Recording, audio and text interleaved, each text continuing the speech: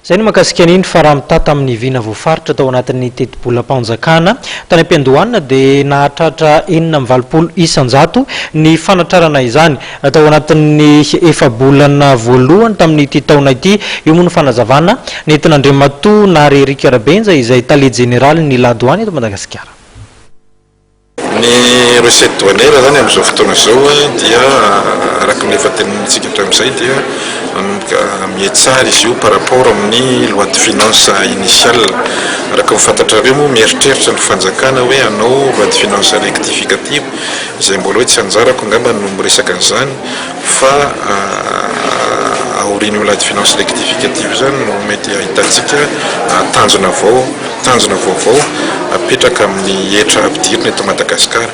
Fa ny amin'izao aloha zany dia mahita eo amin'ny 86% eo tsika ny fantratrarana ny recette non pétrolière zany.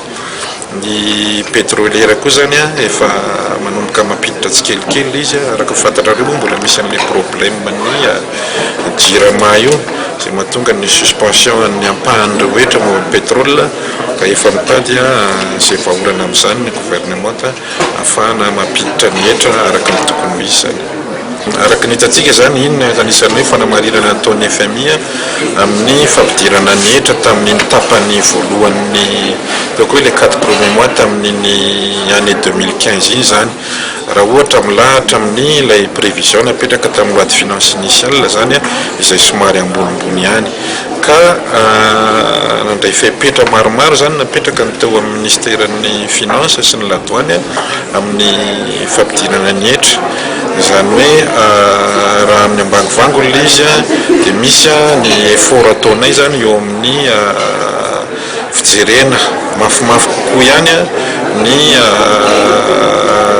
famoahan'entana eny amin'ny port sy ny aéroport zany.